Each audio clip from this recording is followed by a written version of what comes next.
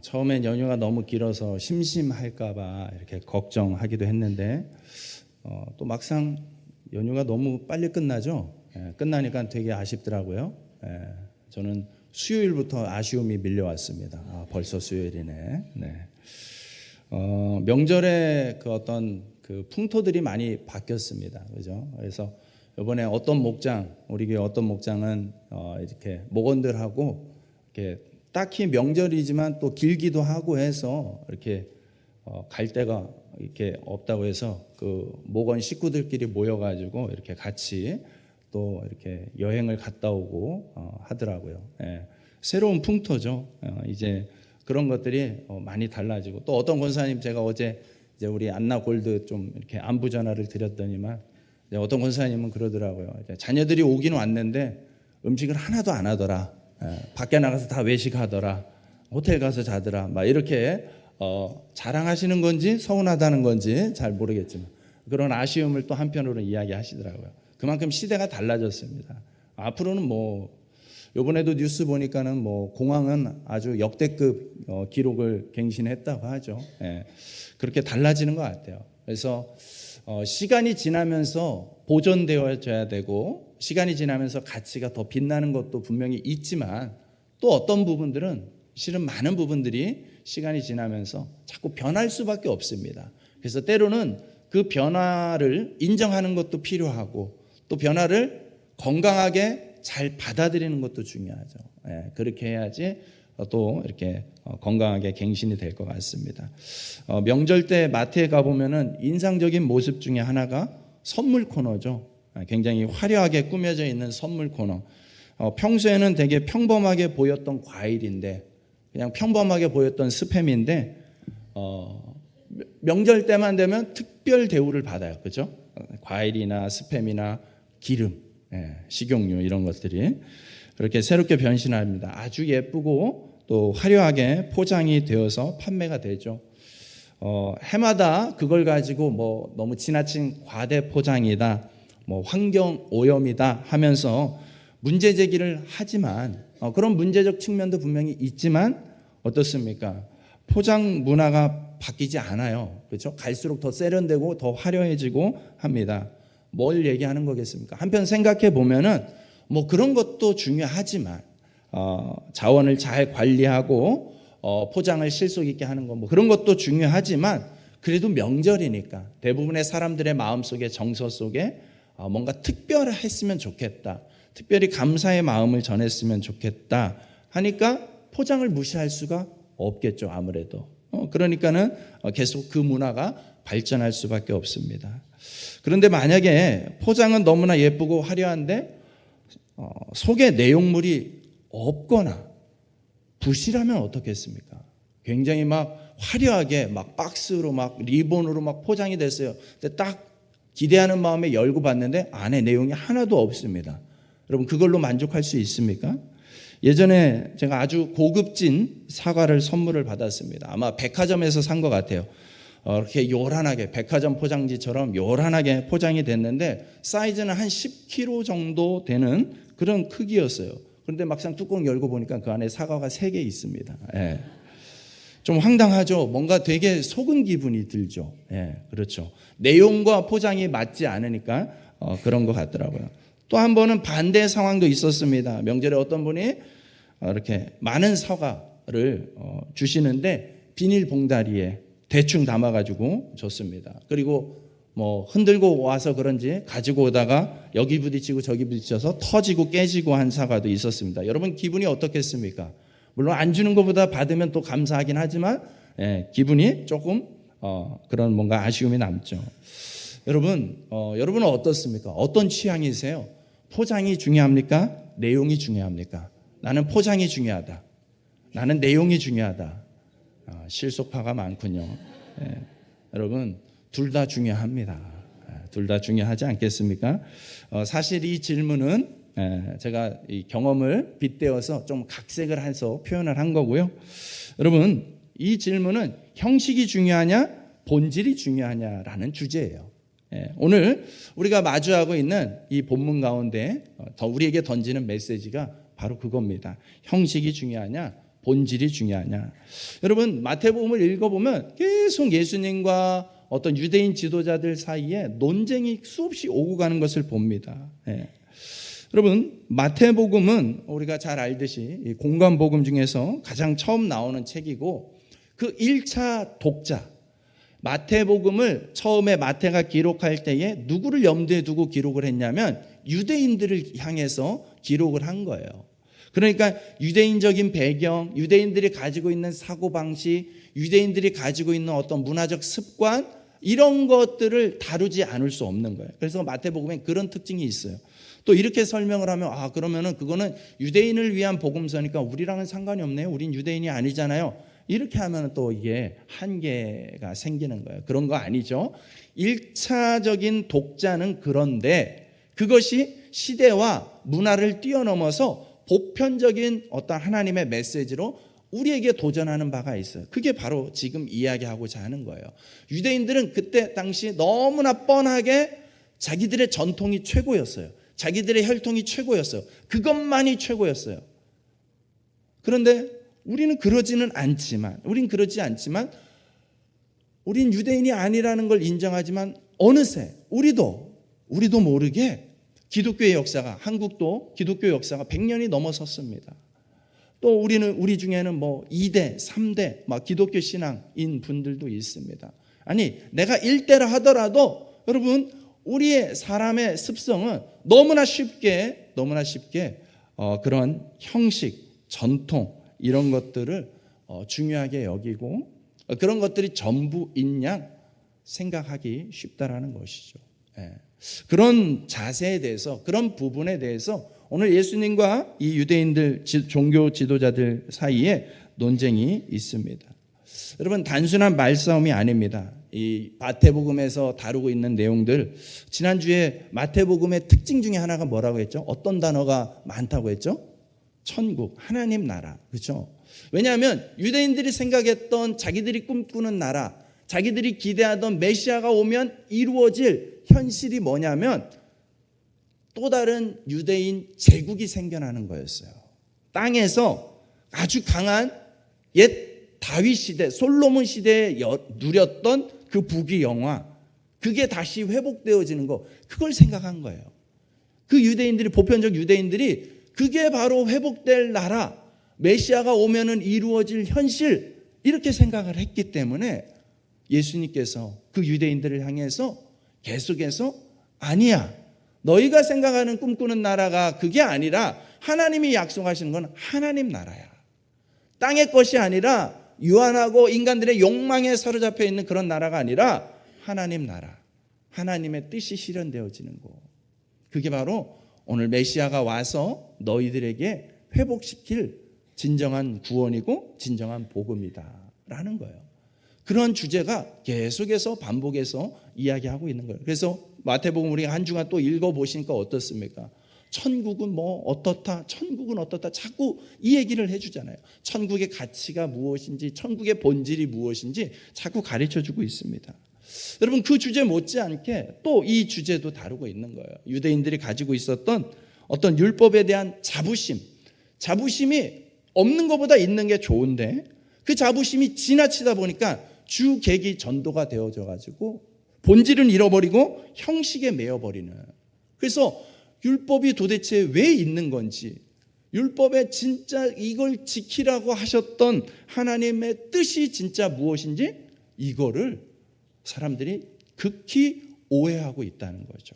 그런 부분들을 예수님 바로 잡기 위하여서 이 유대인 종교 지도자들과 논쟁을 하면서 그 논쟁 가운데 이 말씀을 전하고 있습니다. 마태복음 12장에 보면은 안식일에 예수님의 제자들이 밀밭 사이를 지나다가 배가 고파서 이삭을 잘라 먹습니다. 뭐 한 거예요?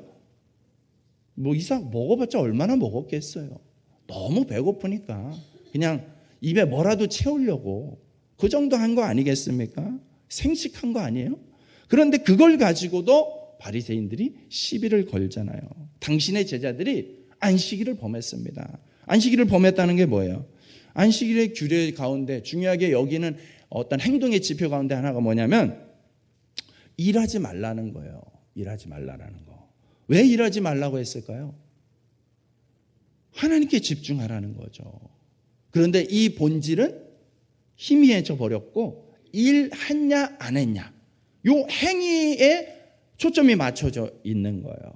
그러니까는 이삭을 잘라 먹었다. 이거 뭐 한 거예요? 추수한 거예요. 추수. 네. 그 기준에 보면은 그래서 문제를 제기하는 것이죠. 당시 유대인의 어떤 사고방식에 의하면 지극히 논리적인 주장이에요. 말 자체는 틀리지 않아요. 논리적이에요. 어긴 게 맞아요. 그렇지만 여러분 예수님이 뭐라고 이런 시비에 대해서 뭐라고 얘기하냐면 나는 자비를 원하고 제사를 원하지 않는다라고 말씀해요. 여러분 당장 눈앞에 배고픈 자들이 있는데 그들에게 자비를 베풀어서 먹을 걸 해결해 주는 게 우선인 것이지 어떤 종교적 행위, 금지된 항모 이런 게 우선될 수 없다라는 것을 말씀합니다. 또 이어서 그 길을 지나서 회당에 들어가셨습니다. 회당에 들어가니까 한쪽 손 마른 사람이 있어요. 소아마비인지 뭔지 하여튼 손을 움직일 수 없는 장애를 가지고 있는 사람이 있습니다. 여러분 한쪽 손 못 움직이면 어떻습니까? 얼마나 불편합니까? 장애를 가지고 있습니다. 여러분 그런데 그 사람을 두고도 또 논쟁을 하는 거예요. 안식일에 병 고치는 것이 옳지 않다라고 하지 말라라고 하는 거예요. 자꾸 이 바리새인들의 태도는 뭐냐면 자꾸 뭘 하지 말라라는 거예요. 여러분 율법의 행위에 전통에 매여 있으면 이렇게 되는 거예요. 뭘 자꾸 하지 말자라고 합니다. 여러분 그런데 그런 태도에 대해서 예수님은 안식일의 진짜 의미가 뭐냐? 안식일의 주인은 하나님인데 하나님이 주인 되어진 거는 하나님의 통치가 실현되어지는 거, 하나님의 통치가 실현될 때에 어떤 일들이 있어야 되냐라는 것이죠. 눈먼 자가 눈을 떠야 되는 것이죠. 아픈 자가 병든 자가 고쳐져야 되는 것이죠.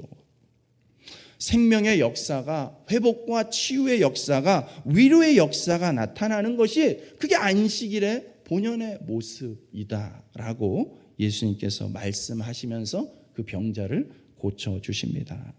여러분 바리새인들은 율법에 매우 충실했습니다. 여러분 우리가 생각하는 것보다 훨씬 더 높은 수준으로 잘 지켰어요. 행위적으로 관습적으로 너무나 잘 지켰어요. 그런데 그들의 한계가 뭡니까? 그들의 함정이 오류가 뭐였습니까? 문자적으로 해석하고 행위를 중심으로 해서 신앙을 강조했다는 거예요. 그래서 뭘 했냐 안 했냐라는 거니까 한 거보다 안 한 거에 초점을 맞추게 되는 거예요. 안 해야 되는 거에 초점을 맞추게 돼서 자꾸 뭘 못하게 만드는 것이죠. 그런데 예수님이 바라보는 율법의 관점은 달랐어요. 이 율법이 존재하는 목적은 한마디로 한 단어로 얘기하자면 사랑이라는 것입니다. 사랑. 여러분 마태복음 15장에 보면 바리새인들은 제자들이 손을 씻지 않고 음식을 먹는다고 또 비난을 하고 있습니다. 예수님은 뭐라고 대답하시냐면 입으로 들어가는 것이 사람을 더럽히는 것이 아니라 입에서 나오는 것이 더럽힌다라고 하면서 외적인 행위보다 마음의 상태가 중요하다. 마음의 정결이 중요하다라고 이야기를 하십니다. 여러분 유대인들은 계속해서 유대인 종교의 어떤 전통적인 행위 이런 것들을 당연히 여겼습니다. 그래서 그 사고방식을 고집했는데 예수님의 오늘 태도는 뭐냐면 거기에 대한 도전이에요. 너희들이 잡고 있는 그 기준, 너희들이 생각하는 그 행위, 너희들이 주장하는 그 율법 아니라는 거예요. 아주 혁명적인 선언을 하고 있습니다. 그래서 마태복음 23장에 보면 굉장히 노골적으로 이야기하세요. 예수님께서 마태복음 23장에 보면은 외식하는 서기관과 바리새인들아 화 있을진저 하면서 계속해서 화 있을진저 하면서 오히려 그들을 책망합니다. 그들의 공통점의 문제점이 뭐냐면 외식한다는 거예요. 종교적인 위선을 고발하고 있다는 거예요. 여러분 그들은 회당의 윗자리를 탐합니다. 높은 자리, 높은 직분을 원하죠. 사람들에게 보이려고 금식합니다. 그리고 무거운 짐을 남에게 지우고 자신은 손가락 하나 대지 않기를 좋아합니다. 예수님은 그렇게 행위와 위선에 빠져 있는 그들에게 심판의 메시지를 전하고 있는 것이죠. 참된 의는, 참된 구원은, 참된 믿음은 겉모양이 아니라 내면의 변화다라고 말씀하고 있습니다. 오늘 본문 22장에서도 그 논쟁을 하고 있습니다. 이제 대놓고 이 바리새인이 묻습니다. 36절에 보면 선생님, 율법 중에서 어느 계명이 크니까? 여러분, 율법이 몇 개가 있습니까? 우리가 알고 있는 거는 10계명? 그렇죠. 10계명의 바탕이에요. 근데 여러분, 유대인들의 열심이 얼마나 뛰어난지. 유대인들 하면 또 어떻습니까? 머리가 똑똑하기로 유명하죠. 지나치게 똑똑해서 좋을 게 없다라는 걸 보여주는 것 같아요. 그래서 얼마나 제가 위로를 받는지 몰라요. 네. 여러분, 10계명이면 충분할 거를 이 유대인들의 지나친 열심으로 그들이 만든 그때 당시 예수님 당시에 있었던 성문화된 율법이 613가지로 늘어납니다. 613가지. 여러분, 그 중에서 365개가 뭐 하지 마라 라는 거예요. 뭐 하지 마라. 여러분, 그러니까 그들이 가지고 있던 계명은 늘 어떤 두려움이에요. 뭘 어길까 봐, 뭘 잘못할까 봐. 그러니까 이 율법에 충실하면 충실할수록 어떤 태도가 나옵니까? 가만히 있는 게 좋은 거예요. 가만히 있는 게. 여러분, 그게 과연 하나님이 원하는 그런 신앙의 모습이겠습니까? 여러분, 자꾸 어떤 기준을 갖다 대고 자꾸 어떤 율법을 들이대니까 이때 당시에 사람들이 이랬던 거예요. 여러분, 아니나 다를까 그런 기준을 가지고 또 예수님께 자꾸 시비하죠. 여러분, 예수님이 짧은 3년의 공생애를 사셨는데 얼마나 많은 일을 하십니까? 한시도 가만히 있지 않지 않습니까? 그러니까 그 예수님과 자꾸 충돌할 수밖에 없는 거예요. 예수님, 하지 마세요. 움직이지 마세요. 뭐 이적을 행하지 마세요. 말씀도 하지 마세요. 자꾸 바리새인 유대인들은 그렇게 주장을 해요. 이런 시비에 대해서 예수님의 대답은 너무나 명확합니다. 37절에서 39절까지 여러분들이 한번 읽어주시겠습니다. 시작.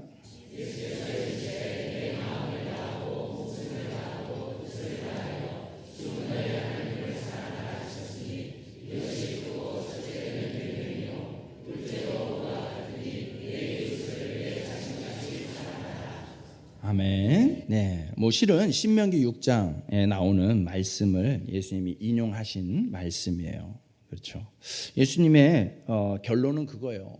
이 613가지나 되는 너희들이 만들어 놓은 그 율법, 그 율법 중에 뭐가 더 크냐, 뭐가 더 작냐, 뭐가 더 중요하냐, 뭐가 더 우선이냐, 이렇게 맨날 싸우지 말고 왜 이 율법을 만들어 주셨는지, 왜 하나님이 우리에게 이 계명을 만들어 주고 그걸 지키라고 하셨는지에 대해서 좀 생각해 봐라. 하나님이 이 율법을 주신 이유는, 목적은 첫 번째는 하나님을 사랑하라는 거다. 두 번째, 이웃을 사랑하라는 거다. 이렇게 말씀하시면서 40절에 보니까 이 두 계명이 온 율법과 선지자의 강령이니라. 이렇게 마무리를 짓고 있습니다. 여러분, 율법의 핵심은 어떤 조항이 아니에요. 뭘 했냐 안 했냐가 아니라 율법의 핵심은 사랑이라는 것입니다. 사랑이 율법의 영혼, 율법의 본질이 됩니다. 계명은 단지 그 사랑을 어떻게 담아낼까, 구체화시킬까라는 그릇, 포장지에 불과하다라는 것이죠. 여러분, 예수님 당시의 유대 사회에서는 율법이 하나님을 사랑하는 길에서 자기 의를 드러내는 수단으로 변질되어 있었던 것이죠. 바리새인들은 철저히 율법을 지키는 것처럼 보였지만, 종교적 열심을 가지고 때로는 헌신도 하고 희생도 하는 것처럼 보였지만, 그 목적이 하나님을 사랑하기 위함이 아니었다는 거예요. 사람들 앞에서 자기를 의롭게 보이려고, 내가 뭐뭐 하는 척 그렇게 보이려고 했다는 것이죠. 여러분, 이 부분을 23장에서 콕 찍어서 이야기합니다. 23장 5절에서 7절 말씀 한 번 더 읽어봅시다. 시작.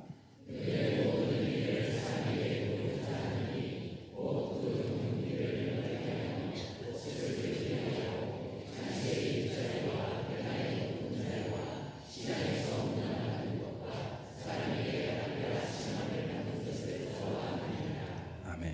네. 여러분, 예수님 당시에 예수님이 이 유대인들의 모습을 보면서 지적하신 아주 구체적인 내용이죠. 뭘 하든지 사람을 의식해서 사람에게 잘 보이려고 하는 거예요.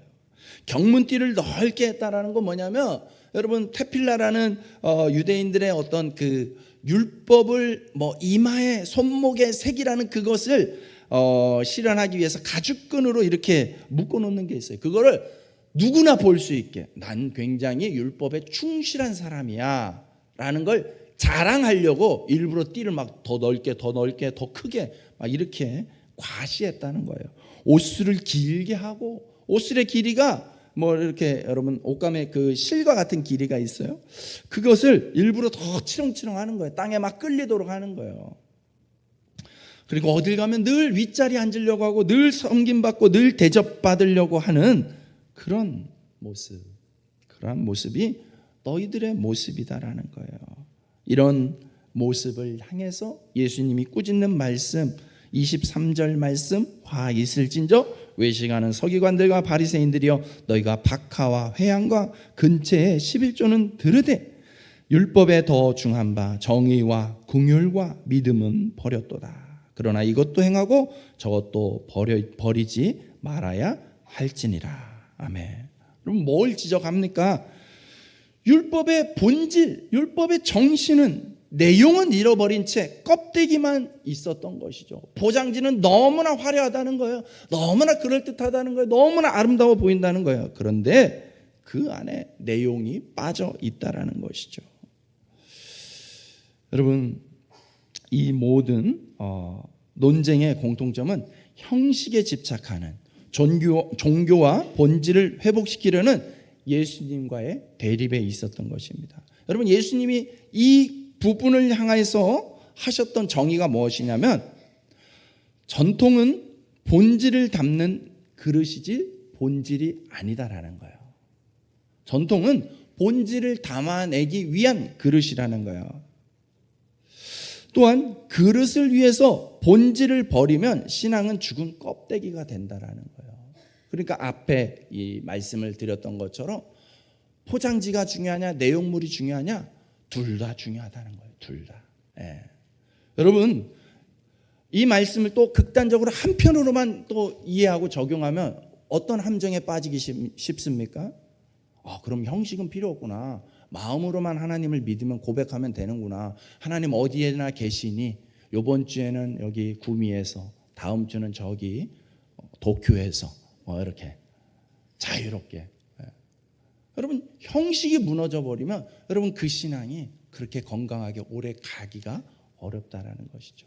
여러분, 본질이 중요한 만큼 형식도 너무나 중요하다는 것이죠. 예수님은 둘 다 중요하다라는 걸 말씀하고 있어요. 다만 너희들의 지금 모습이 본질을 잃어버린 채 형식에만 집착하고 있으니 그 부분을 더 부각시켜서 문제 삼는 것이다 라고 말씀하고 있는 것입니다.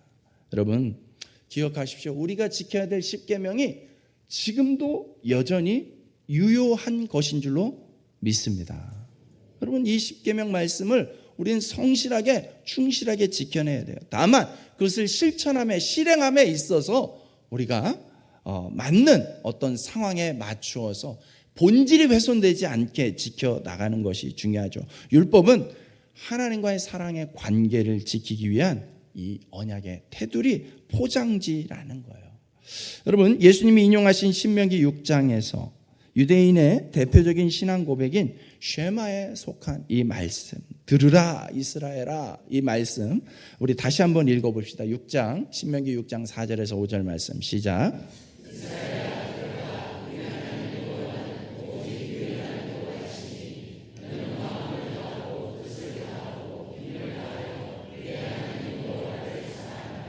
아멘. 네. 들으라 이스라엘아 하면서 하나님이 우리가 하나님을 향하여서 가져야 되는 어떤 태도, 그것을 뭐라고 이야기합니까? 여호와를 사랑하라. 사랑하라라는 것은 감정적 표현 정도가 아니라는 거예요. 여기서 사랑하라는 것은, 이 사랑은 히브리어로 아하부라는 단어를 쓰고 있는데, 그거는 전인격적인 어떤 사랑, 헌신, 이런 것들을 의미합니다. 그래서 앞에 좀 서술을 하고 있죠. 뭐라고 서술을 합니까? 사랑하되 어떻게 사랑합니까? 마음을 다하여서 사랑하라는 거예요. 내적인 의지의 중심을 가지고 사랑하라는 거예요. 여러분, 우리가 사랑하는 표현의 방식, 사랑의 어떤 태도가 그렇잖아요. 우리가 사랑도 굉장히 다양할 수 있잖아요. 그냥 일시적인 사랑, 어떤 계산적인 사랑, 그것도 사랑이라고 우리는 생각해요. 그렇죠? 그것도 사랑의 한 방편일 수 있어요. 그런데 적어도 여기서만큼은, 하나님을 사랑하는 그 사랑에 있어서만큼은 계산적이어서는 안 된다는 것이죠. 조건부적이어서는 안 된다는 것이죠. 마음을 다해서 나의 어떤 내적인 마음의 결연, 의지, 이것을 가지고 하나님을 사랑하는 거예요. 그래서 이 사랑과 가장 흡사한 단어가 뭐예요? 의리예요. 의리. 여러분, 하나님 사랑하기로 결단하는 것입니다. 결단이 필요한 거예요. 왜냐하면 우리는 지극히 연약한 한계, 약점을 가지고 있어요. 감정에 연약합니다. 그래서 감정에 휘둘리기가 너무나 쉽죠. 그 감정을 극복하는 방법이 마음을 다하여서 의리를 가지고 결연한 의지를 가지고 하는 것이죠. 또 어떻습니까? 목숨을 다하여 사랑합니다. 목숨을 다하여. 여러분, 하나님 사랑하는데 어떻게, 어느 정도 사랑하고 있습니까? 성경은 목숨을 다하라고 말씀합니다. 우리의 삶의 어느 한 부분은 빼어놓고가 아니냐라는 것이죠. 삶 전체가 목숨을 걸고 하나님을 사랑해야 된다라는 것이죠. 뜻을 다하여 우리의 지성과 판단까지도 하나님께 드린다는 것을 의미하는 것이죠. 여러분, 하나님을 사랑하되 부분적으로 사랑하고 조금 사랑하고 일시적으로 사랑하고 조건적으로 사랑하는 것이 아니라 그냥 전 존재로 모든 것을 통틀어서 하나님을 사랑하라라고 말씀합니다. 여러분, 우리의 생각, 마음, 행동, 삶에 있어서 하나님을 사랑하는 것에 초점을 맞추고 사랑하는 데 최선을 다할 수 있기를 주님의 이름으로 축복합니다. 문제는 또 본질이 중요하다고 강조했더니 형식을 소홀히 여기려는 부분들, 이런 부분들에 대해서 주의하라고 말씀하죠. 그러니 하나님을 사랑한다는 본질을 어떤 그릇에 담는 것이 좋겠나, 이런 것도 우리가 같이 생각을 해봐야 됩니다. 하나님을 향한 사랑은 여러분 어떻게 표현하는 게 가장 좋을 것 같습니까? 뭐니 해도 예배죠. 하나님을 사랑하는 것은 예배입니다. 그렇기 때문에 우리가 주일 성수를 해라, 예배가 우선되어야 된다, 예배 꼭 드려야 된다, 아무리 바쁘고 급한 일이 있어도 예배 먼저 드려야 된다. 여러분, 이런 거예요. 이 본질이, 하나님을 사랑하는 그 본질이 담겨져 있기 때문에 자꾸 이런 행위들을 얘기하는 거예요. 그 행위가 잘못된 것이 아니라는 것이죠. 이 행위가 소홀히 되어 여겨져서는 안 되는 것이죠. 너무나 중요한 것입니다. 왜냐하면 그런 걸 통해서 이 본질이 보호가 되고 유지가 되고 지켜지기 때문에 그렇습니다. 여러분, 하나님을 사랑한다고 하면서 말로는 그렇게 하는데 감정적으로는 사랑하는 것 같은데 다 예배하지 않고 있다. 예배를 그냥 한 번씩 빼먹고 있다. 소홀히 여기고 있다. 우선순위가 밀려져 있다. 하나님 사랑하고 있는지 점검되어야 됩니다. 점검되어야 됩니다. 여러분, 하나님을 향한 사랑은 예배, 그리고 하나님 말씀에 대한 순종, 그것으로 표현할 수가 있습니다. 여러분, 요한복음 14장 15절에 보면은 너희가 나를 사랑하면 나의 계명을 지키리라 말씀합니다. 너희가 나를 사랑하면 나의 계명을 지키리라. 여러분, 진짜 사랑은 말이 아니라 행동으로, 예배와 순종으로 표현되어져야 될 줄로 믿습니다. 하나님을 사랑한다면 그분의 뜻을 기쁘게 따르는 것이죠. 이것이 믿음은 계명을 지키는 것이라는 말씀의 첫째 되는 의미가 되는 것입니다. 또 두 번째로 예수님이 뭘 이야기하십니까? 내 이웃을 내 자신같이 사랑하라. 여러분, 여기서 이웃은 단지 그냥 내 옆에 가까이 있는 사람 정도로만 국한해서 얘기하지 않습니다. 오히려 누가복음 10장에 보면은 선한 사마리아인의 비유를 말씀하신 적이 있습니다. 예수님은 우리가 품어야 되는 이웃의 범주를 사마리아인까지도 이야기하셨다는 거예요. 여러분, 당시 유대인들의 관습에 의하면 사마리아인은 이방인보다도 못한 사람, 원수와 같이 여겨지는 사람. 즉 이것은 무엇입니까? 너희들이 원수라고 여기는 그들도 이웃이 되어야 된다라는 것이죠. 진정한 사랑은 우리가 가지고 있는 그 경계선을 뛰어넘는 거예요. 그 사랑은 조건 없는 긍휼이고 행함으로 드러나는 우리 신앙의 실체가 되어야 된다고 합니다. 여러분, 야고보서 2장 14절에서 16절 말씀을 한번 읽어봅시다. 시작.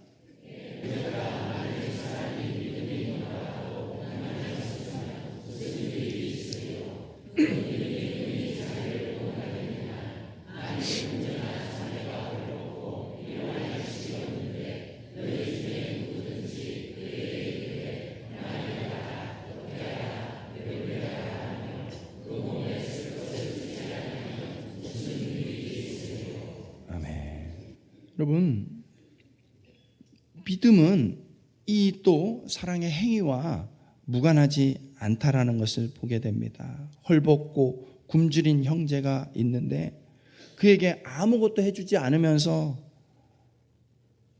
평안히 가라, 덥게 하라, 배부르게 하라 말로만 하는 게 무슨 소용이 있냐라는 것이죠.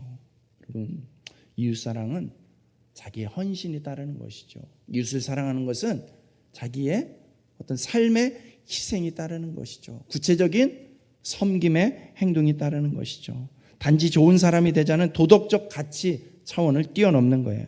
이것은 실은 우리의 역량만으로는 부족합니다. 그래서 이것은 여러분, 하나님의 사랑이 먼저 내 안에 채워져야 됩니다. 그래서 그 사랑이 차고 넘쳐서 흘러갈 때 비로소 우리 삶의 실현이 되어질 수 있는 거예요. 내가 그런 사랑을 받았구나. 내가 이전에 예수님을 믿지 않을 때 하나님과 나의 관계는 어떤 관계로 정의가 되고 있습니까? 원수였어요. 우리가 자꾸 그걸 잊어버리는데 원수였습니다.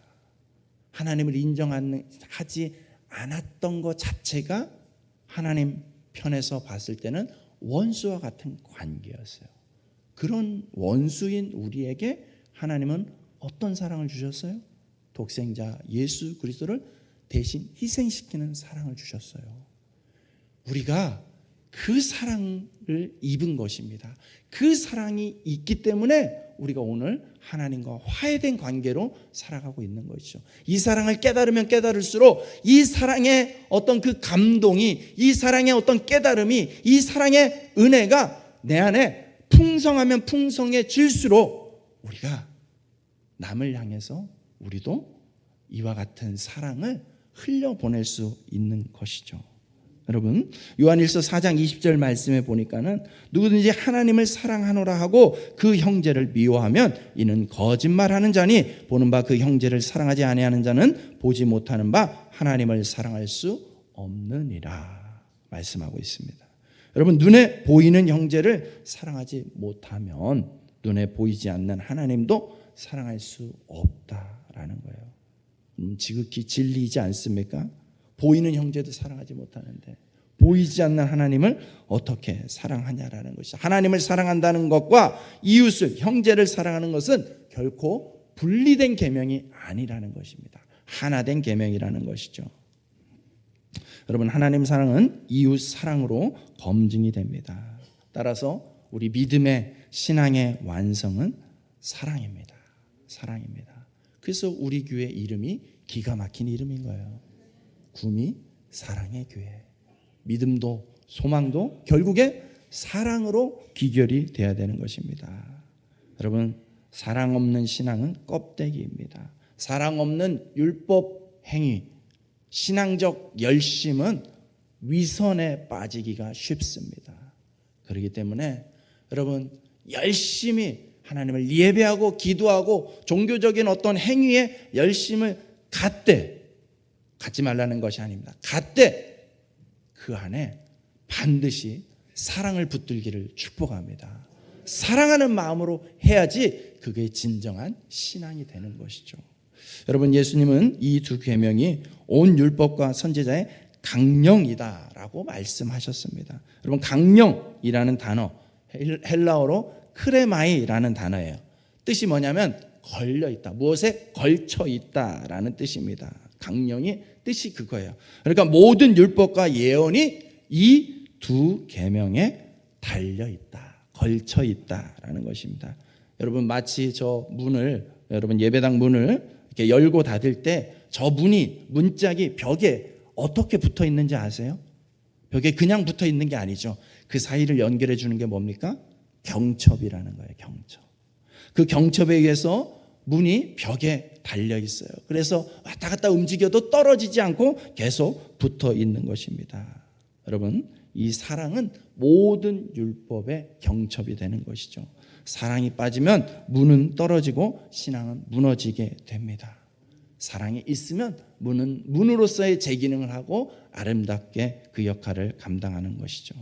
여러분, 믿음이란 단순히 교리를 아는 것이 아니라 종교적 열심만 겉모습만 취하는 것이 아니라 하나님 사랑, 이웃 사랑이라는 본질을 담고 그 본질을 담은 그릇으로서 그 행위를 실천할 때에 진정한 믿음의 삶이 되어지는 줄로 믿습니다.